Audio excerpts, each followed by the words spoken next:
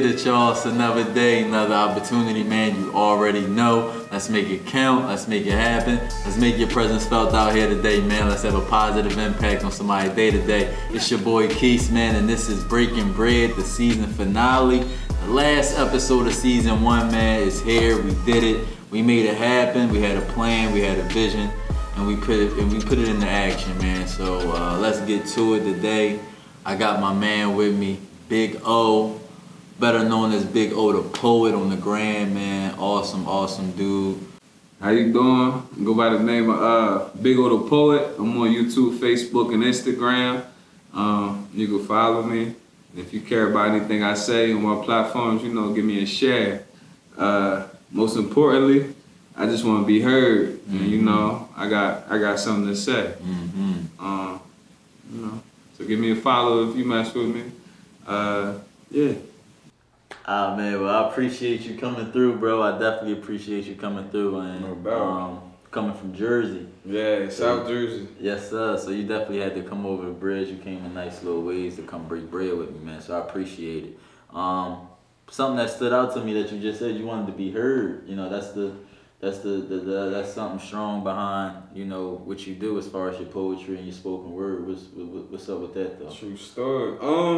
Man, I mean, like, even as a kid, I would like rap in the shower. You know, other people might sing, but I was rapping. Right. I feel like I was coming up with like the hottest bars I ever heard. right. In the shower as a youth. Right. So, I mean, I went to college. Whatever, I started getting like real life experiences, you know, girls, bills, money, anything you could name. I started really catching like real life experiences when I was on my own. My sister had got sick when we was young. Okay. And I had joined Omega Psi Phi Fraternity Incorporated, Spring 12.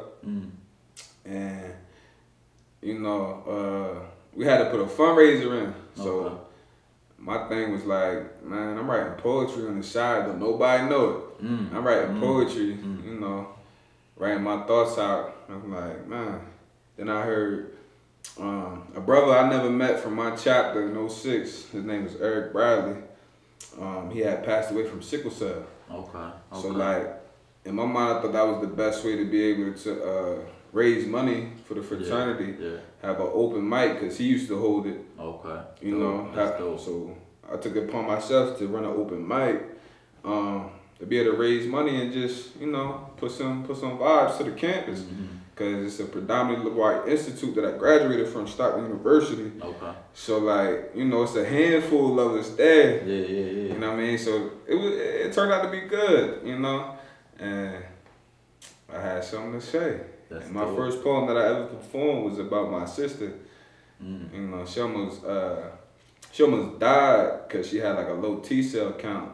Okay. So that's she had a blood disorder. So performed that, and then I showed her, and then she just broke down. Like, she broke down. And I was just like, you good? What's wrong with you? Right. I'm just showing you what I said about you. You know what I mean? But she was like, it meant so much to her. She saved it. She showed people. It meant so much. And I just was like, all right, I'm just, you know, keep performing and see what's going on.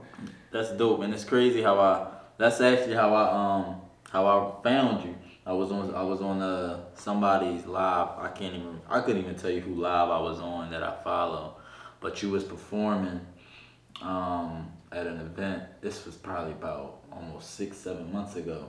And you know, I'm just chilling, and I'm scrolling through lives, and I came across her joint, and you was on there performing, and you was dropping. You was in the middle of doing a poem. And I want to say a performance more so, because it was more than just a poem, and you was speaking about it had something to do with a young kid and dealing with like a stepfather or a father, something like that. I can't remember the specifics of it, but it was so deep, and it caught me right then and there, and that's how I was like, hey man, what's boy name? And then you said it at the end, and I wound up following you, and That's how I came across you, man, because we had never met in person before. Right.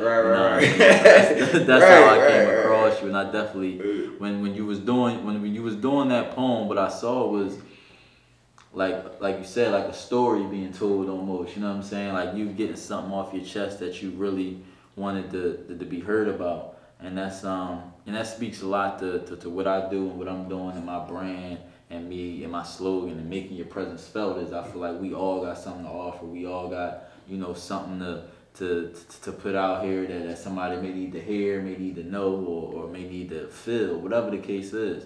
Mm. So it's dope that you went about it that way.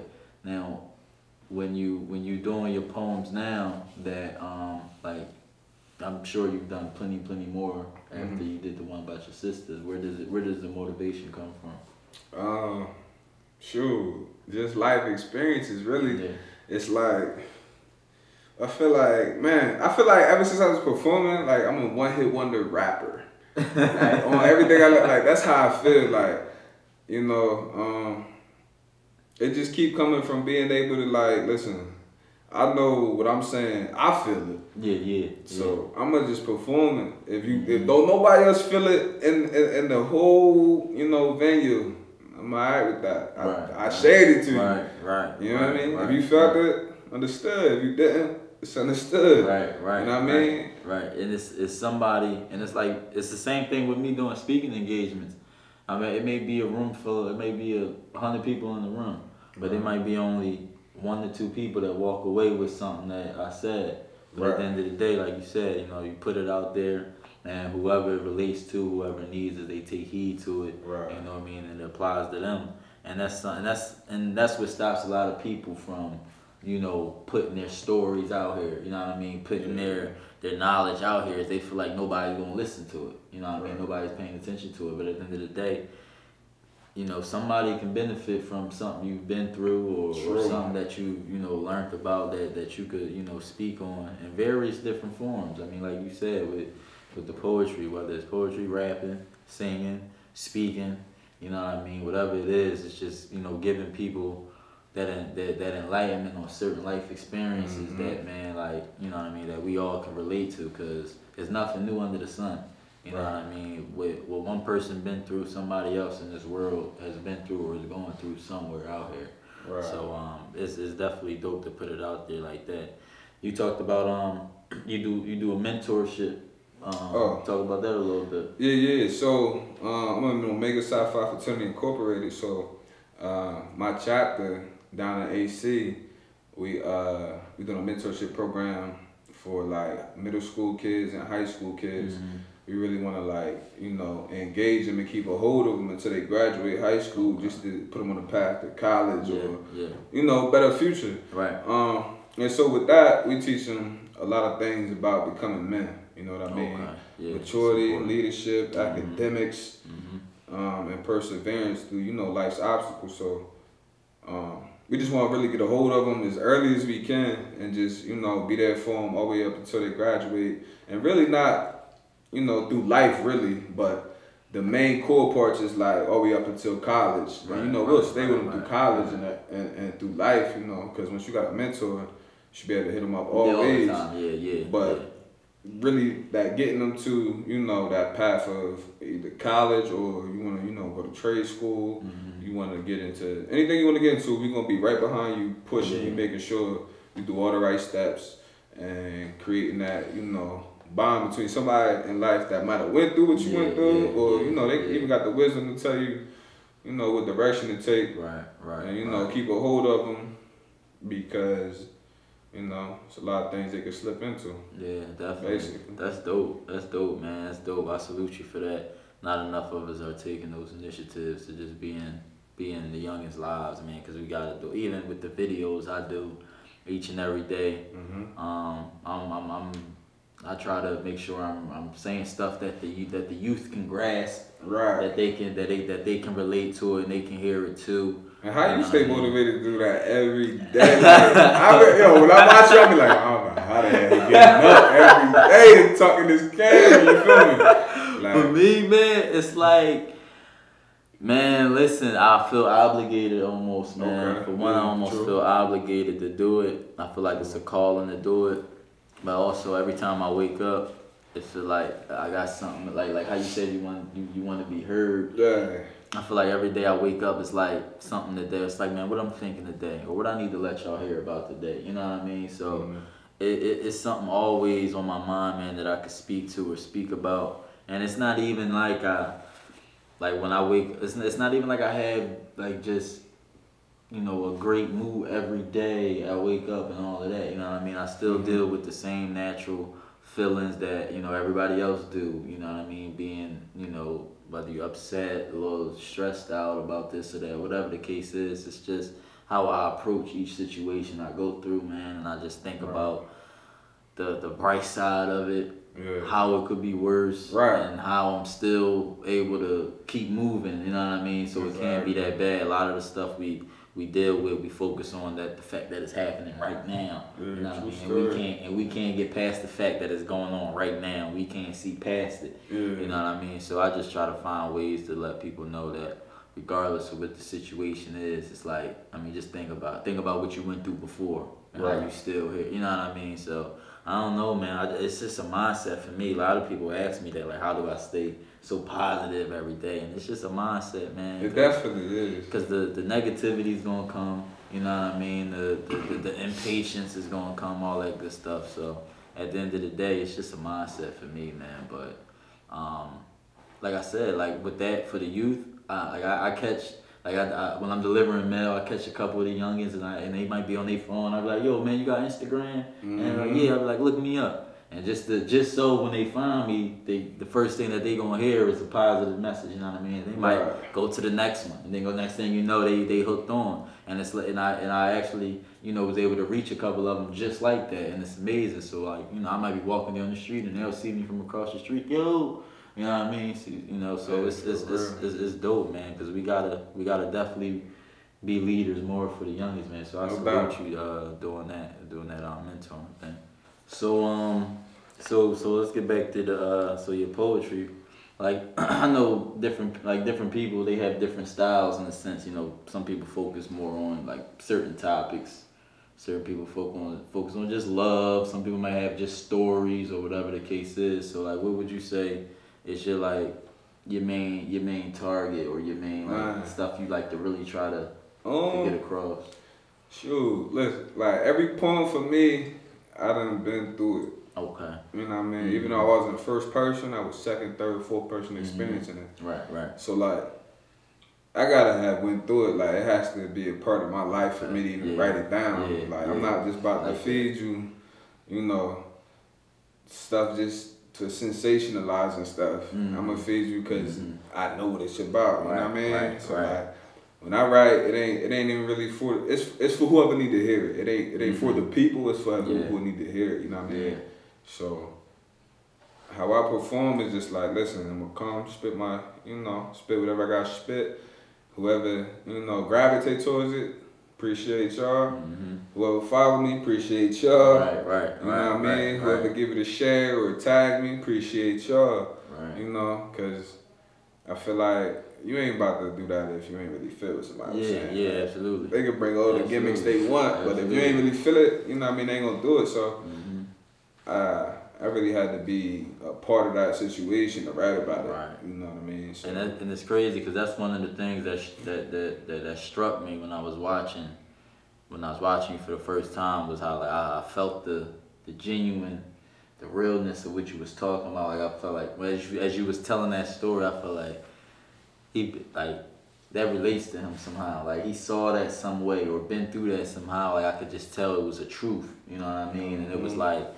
And that's the thing, like when you genuine with people and you giving them like real content, regardless of what it is, whatever content you produce, when you giving them real genuine stuff, you know what I mean, people will naturally just gravitate to it. They will naturally catch on to it and feel it, and it's like you'll be amazed on just how much your impact really is on, you know, how much of an impact you really have on people. Yeah, no doubt. Because like I do some of the videos sometimes, and then, you know, somebody just I might not have heard from this person in months, and then they'll DM me like, I needed this one today, and it just be like, wow, like, you know what I mean? It's just like I don't cease to amaze myself, because everything that I talk about, like you said, is something that I've either thought been through, lived through, done, or whatever the case is. Like I don't just speak. I don't just look at stuff and say, okay, let me talk about that. It's like I gotta sit back and think about something that make it happen, what I seen,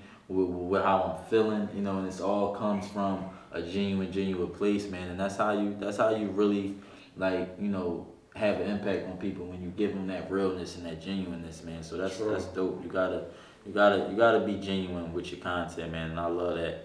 So so are you doing like more events and stuff like that? Performances? Well, just to backtrack on the whole, you feel me, writing experience, like the first 2 times I was really shocked was like when somebody told me they cried, and then somebody hit me up on the gram to review their work. So like that's what keeps me going too. Like a part of it to be like, go perform, bro. Like just go perform. Like even if you don't want to, if it's an hour away, whatever, bro. If you free, just go perform. Just go do it. Yeah. Like you feel me? You don't know who you could possibly inspire, motivate, or whatever may come from it. Just go perform. Like if somebody told me to cry, I said, dog. What you mean you cried? Right. And I was like, I understand the power of the words, so yeah, I would just go perform. But what was your next question? My bad. That's crazy. No, listen, man. That's crazy. That's deep. I like that you brought that up though, because now that I think about it, because like when I do speaking engagements and I go to schools and events, like they're not paid events. Like, these aren't paid speaking engagements. This is stuff that I go and do because I want to, because like you said, I don't know who need this message today, man. And that's like that's so real. A lot of people, so many times they're doing stuff for the wrong reasons, man. You know what I mean? Their motivation is all in the wrong spots, and it has to come from a genuine place, and the impact, and having the impact on people, that's a genuine thing, man. Like you said, you can call me up and ask me to come speak somewhere, and if I'm free, or I could make some wiggle room to make sure I'm free, then I'm gonna come and I'm gonna do it. You know what I mean? No questions asked. And that just speaks to the character of a person, man, and how much they value what it is that they doing, and they value their impact, because you do it because you're passionate about it. Right. You know what I mean? If you wasn't passionate about it, you wouldn't be doing it. You know what I mean? Why not want to take this out with somebody? You know, so, multiple times a week. Yeah, exactly.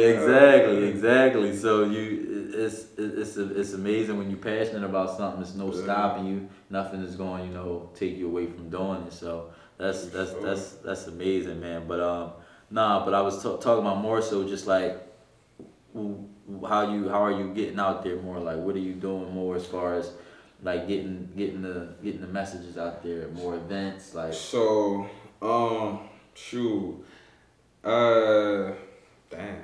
Well, I just really, I had started way back in like 2013, I would say. Like I had came to Philly one time. Off my frat brother, he was like, yo, come out, blah, blah, blah. Do, like, I know you perform poetry or whatever, because I performed at my school, and then like the sister school, like the closest next school. And then he was like, yeah, just come through. And so I was like, all right, come through.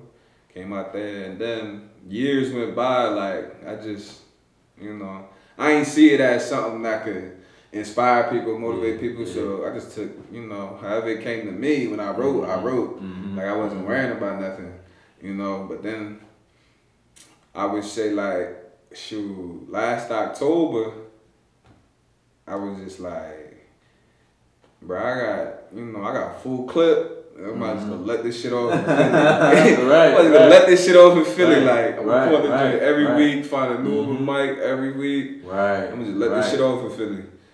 And bro, since last October, shouts out to Maui the writer.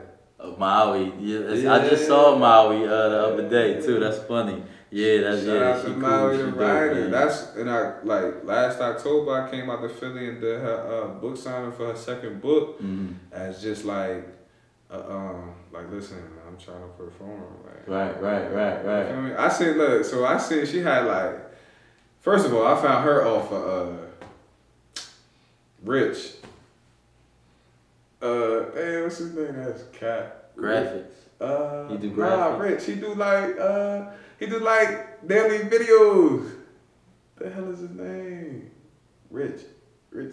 Yeah, I'm about to look on my phone. He a YouTube influencer. Okay. I ain't never Philly. heard of him. Nah, I gotta find it. That's disrespect. I gotta find it. But anyway, I found her off of his IG because I used to listen to him every morning, right? And just at work, because he would talk, you know what I mean? And I found her off of his page, and he was my morning motivation. Like I used to, he used to just talk about everything, whatever popped into his mind on his way to work. And he worked for Terminex, so like he would still be talking while he working, being funny as hell. I know exactly who you're well, I can't think of his name. Yeah, I know exactly who you're talking about. But I know his name Rich, but I don't know the whole, I know exactly the whole handle. Yeah. But nah, I found her off of his page. She left a comment and she had a cute avatar, so I clicked it. Regular nigga shit. But I clicked it and was like, oh, she a poet. Oh, she writing. Oh, she having a book signing. I said, oh, she looking for people to, you know what I mean, come through. You got right on. And I was just like, can I be that performer? You feel me? Right. And then I went to her spot, and then, bruh, from there, people was just like, oh my gosh, blah, blah. And I was like, I'm gonna keep coming back to Philly. Like, you was getting love. Keep coming back to Philly. Like, yeah. So I was like, I'm gonna keep coming back to Philly. And just Jocelyn was the host, and linked up with her. She had an open mic event every Wednesday. Kept coming out there. Linked up with Global Village. Linked up with Voices in Power. Linked up with Rec Philly. Like, I was just, like I said, I had a clip full. Working, right. And I just coming back out of the joint every week, multiple times a week, just letting that thing off. Right, so. you coming from Jersey, so you coming from South Jersey every week, multiple times a week. Been working. Yeah. Been working. Because I'm like, man, everybody got these vices, like, I could be doing a whole bunch of shit. Right. I said, man, let me just put my energy into something positive. You know, I do write poetry. People do respond to it positively. So let me just keep saying what it's about, and then kept coming back to Philly. You feel me? Absolutely. I did just Mike the Poet when he was at Punchline, Punchline Philly. I was able to be a feature artist on him. Shout out to him, man. Yeah, so like, you know, you work. Like I said, I'm treating this poetry like I'm a one-hit wonder artist, like with a rap song. You feel me? The Old Town Road. Right, I dig it. Just keep on, I dig it. It's listen, I love it, man. I love it. And you keep it real. You keep it real with not only the content, but you know, with your messages that you delivering, man, and how you just went.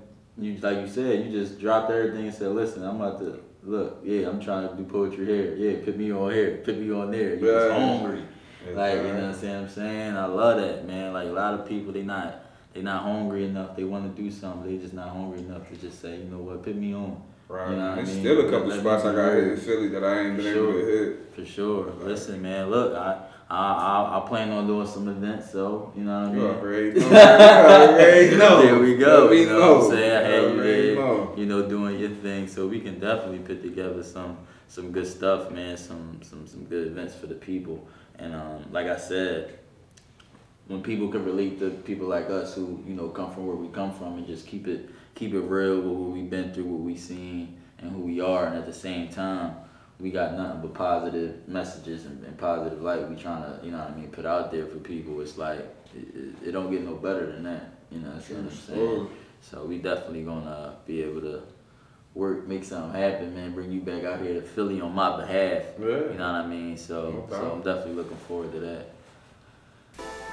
Man, so this has been the first season of Breaking Bread, man. It's complete. I'm accomplished. I feel accomplished. I want to thank Tone, Toya, the camera crew. You can follow them at studio@broad on Instagram, man. They have been amazing. I couldn't have done it without them. All my guests, I appreciate everybody who came through to break bread. I appreciate everybody who allowed me to come into their environments and break bread with them. It's been an amazing experience. Season 1 has been a success, man. Oh, I want to thank you, bro, for just coming to close it out with me, man, and making it happen, man. It's been a pleasure. I appreciate it. So with that being said, man, Breaking Bread Season 1 is complete. That's it. I hope y'all enjoyed it, man. It's been a pleasure once again, and I'm gonna let my man Big O take us home for the finale, man, and give y'all a final message with one of his dope poems by the name of Man Up. It's dope. It's gonna touch you, man, and that's how we gonna end Season 1. I'm gonna let him take us home. So y'all already know, man. Y'all get out of here. Let's get it. I said, let me tell you the story of a 13-year-old boy who grew up fatherless. But he was always told to man up. I mean, even as a child, when he cried, he was never claimed, even before he could stand up. By a man who was less of a man than he was, because he always had his hands up to an opposition that wasn't the same height, weight, or sex. So she was way less than competition. And see, him and him, yeah, they knew her womb well. And see, both of their eyes work. They always seen her wounds well, but to the outside world, y'all never seen her wounds well, but to the inside world, them wounds never did heal. And to the outside world, I wouldn't expect y'all to know, because that makeup and foundation never did leak it. But for the members of that home are battered and bruised, mother and fiance was their best kept secret. It's crazy, it's like, how long can you walk on thin ice before the break? When is enough enough? How long can a son watch his mother be beat? How much more could he take? So he was tired of the routine and coming home and hearing his mother defenseless. And all he could do was run in his room, clutching his ears with his fist clenched, thinking like, God damn, I can't take it no more. I'm tired of telling these lies, I can't fake it no more. He even tried to run away once. He ain't make it too far. He tried to protect the two, but he wasn't swinging too hard. He tried to take a ball back to his skull cap. But see, he's a boy, and that's a man, and his strength didn't match up. And every time he tried to speak his mind, his mother gave him a look like, boy, don't act up. Now hatred filling his heart like, how you gonna son me when I'm trying to stand up for you? Treat me like a boy when I'm trying to man up for two. See, crazy thoughts ran through his head because what his hands couldn't do, but his best friend, that was his man. So he was just like his brother, because his mother's like his mother, and he lived with his gangster cousin, so you know, he could find a handle or two. And the next day at school, they met up with a silent exchange. Right before the first bell, gave him a look like, dog, I love you, and you know I won't tell. He turned right around for that walk home with his heart pumping, chest starting to swell, fire in his eyes, knowing he was about to raise hell. Now, manslaughter by a child, that's a hard pill to swallow. But the sequence of the next events goes as follows. He got to his crib, he sat right on the couch, teeth clenched, hand in his bag, anticipating as he walked in the house. He said, what you doing home early, boy? I'm sick. Man, you need to suck it up and take that shit. As he walked off. And just like a broken record that he knew they would say, cussing, screaming and name calling, like he knew they would play. He would raise her voice louder than she yelled more, kicking, punching before his eye spilled out to the kitchen floor.